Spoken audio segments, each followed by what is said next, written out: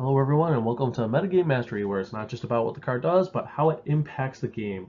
Core 2019 preview season is upon us and we are seeing amazing reprints, including new versions of classic characters. If you enjoy our content, click that subscribe button so you get access to all our latest videos. And if you look to support the channel, check out our Amazon affiliate link in the description below. Without further ado, big time, go time. Let's go. Omniscience is being reprinted. It's 10 CMC, 7 colorless, blue, blue, blue. For an enchantment, you may cast spells from your hand without paying their mana cost. We've seen this. It's a classic commander card, just a way for you to absolutely break the game without ever having to pay mana again. If ever there was something worth cheating into play or ramping into, this is the card. Chromium the Mutable is 7 CMC, 4 colorless, and Esper colors. That's white, blue, black for a 7/7 legendary Elder Dragon with Flash. This spell can't be countered, and flying. You can discard a card until end of turn. Chromium the Mutable becomes a human with base power and toughness 1/1, loses all abilities and gains hexproof. It cannot be blocked this turn. Dang! Not only an incredible control card, a control killer, and it's super difficult to remove. I like that instead of just getting hexproof by discarding a card or blinking out by discarding 3 cards, looking at you, Elder Dinosaurs, you can get hexproof, but it becomes a 1/1 toughness creature, which makes it so that it's vulnerable to Goblin Chain Whirler. Still, amazingly powerful card. This could see standard play as a finisher in control decks because it is going to be so difficult to deal with. Alpine Moon is 1 red mana for an enchantment. As it enters the battlefield, choose a non-basic land card name. Lands your opponents control with the chosen name lose all land types and abilities, and they gain tap, add 1 mana of any color. If Tron wasn't suffering enough with Damping Sphere being introduced into the format, 1 mana answers are going to make it extremely difficult. Also, I like the Emrakul reference in the flavor. Ajani's Last Stand is 4 CMC, 2 colorless, white, white for an enchantment. When a creature or planeswalker you control dies, you may sacrifice Ajani's Last Stand. If you do, create a 4/4 white avatar creature token with flying.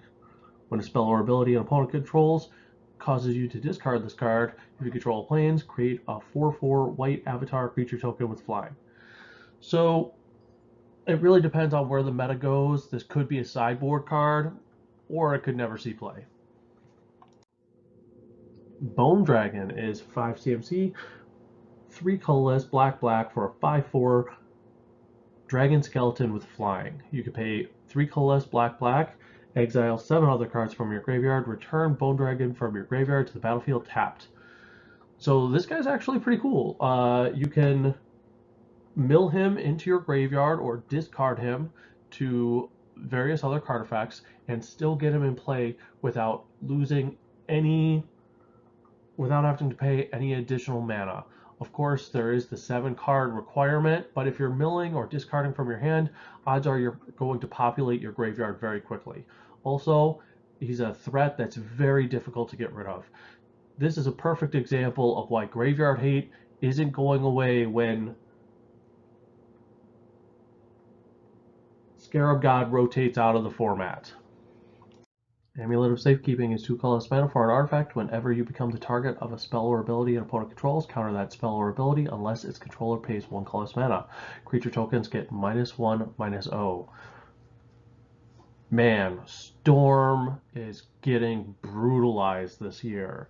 This tears into Grapeshot, and with the prevalence of goblin tokens that we're seeing, not just for Kranko and Commander, but with Siege Gang Commander and the token generators and the Skirk Prospector combos that people are looking at in Modern and Standard, this is going to be a very potent sideboard card. Goreclaw, Terror of Kal Sisma, is 4 CMC, 3 colorless, and a green for a 4/3 legendary bear. Creature spells you cast with power 4 or greater cost 2 colorless less to cast. Whenever Gore, Claw, Terror of Kal Sisma attacks, each creature you control with power 4 or greater gets +1/+1 and gains trample until end of turn. So this guy's awesome. He's like a ferocious lord. He's got mana ramp built in. He's got a sizable body. And on top of all that, he's a lord ability. This guy's going to be great in creature heavy decks like Rorick Thar, Animar. The list goes on and on. He's just super powerful. I love him. Open the Graves is 5 CMC, 3 colorless black for an enchantment. Whenever a non-token creature you control dies, create a +2/+2 black zombie creature token. Goes infinite with Phyrexian Altar and Gravecrawler. Mistcaller is 1 blue mana for a 1/1 Merfolk Wizard. Sacrifice it until the end of turn. If a non-token creature would enter the battlefield and it wasn't cast, exile it instead. So 1 mana, Containment Priest effect on legs. Awesome. This is going to see play across multiple formats. It is a great sideboard hate for reanimation, sneak and show. I mean, the list goes on and on of ways that people cheat creatures into play. This shuts them down. Fantastic. Obviously fits well in Merfolk and Wizard Tribal, both of which are relevant in Standard and beyond. This card is going to see play across many formats. Metamorphic Alteration is 2 CMC, 1 colorless and blue for an enchantment aura. Enchanted creature is a copy of the chosen creature. So this is kind of a twist on our 2 mana clone. This requires that you already have a creature in play in order to get the maximum benefit out of it. But at the same time, 2 mana clones are freaking good. And on top of that, it can act as pseudo removal if your opponents have creatures out. You can turn their best creature into a copy of their worst. Very sweet card. Isareth the Awakener is 3 CMC, 1 colorless black for a 3/3 legendary human wizard with Death Touch.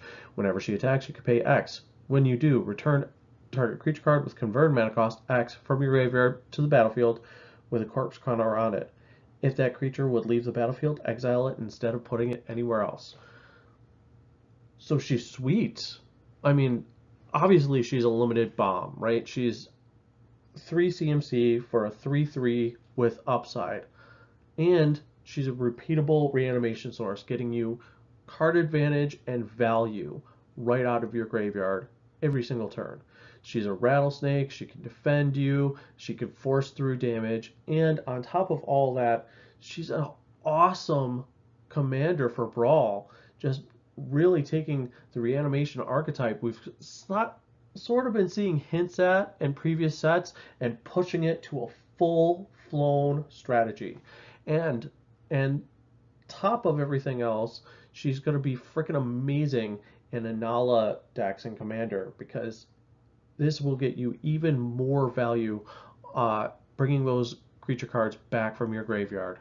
Awesome card.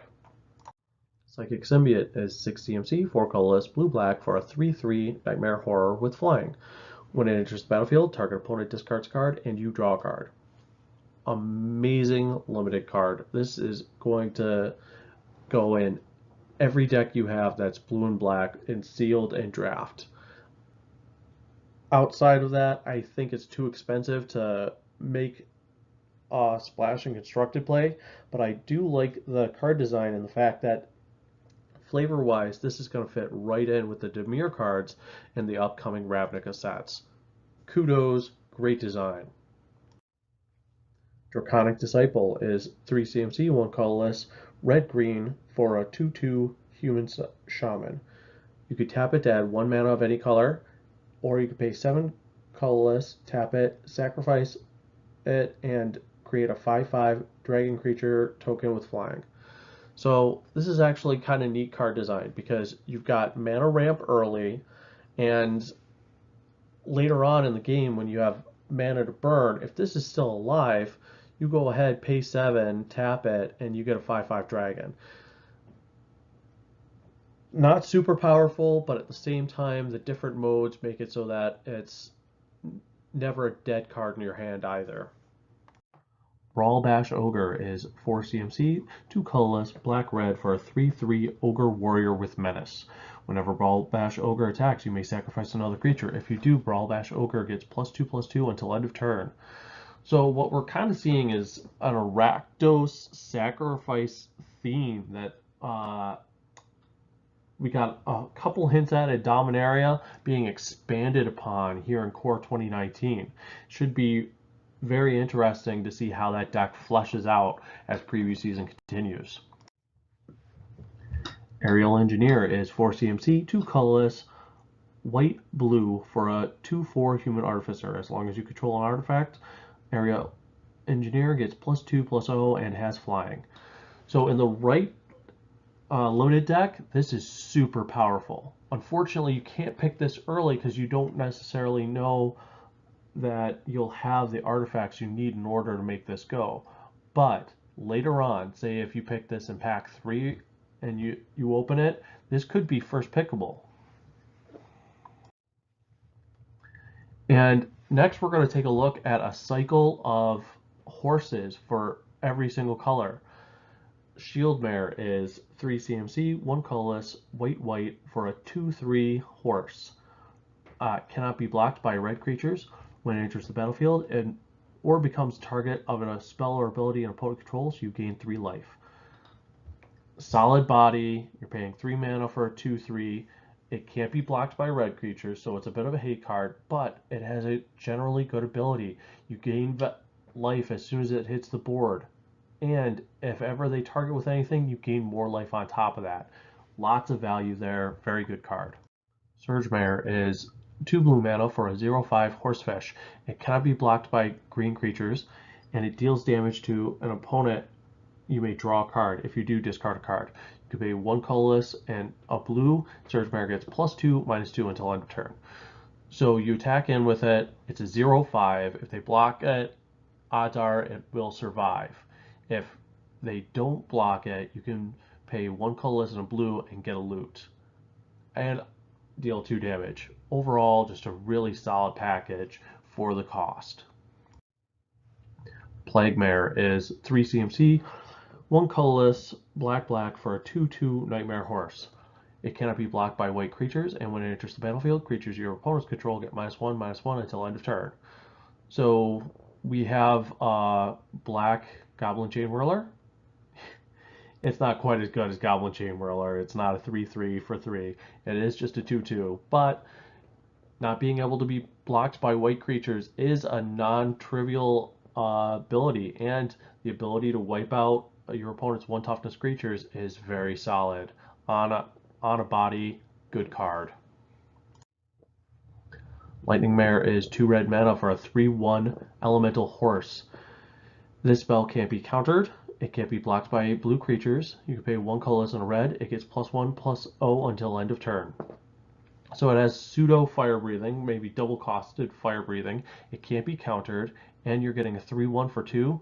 Overall, this is a really solid card. Vine Mare is 4 CMC, 2 colorless, green for a 5/3 elemental horse with hexproof. And it can't be blocked by black creatures.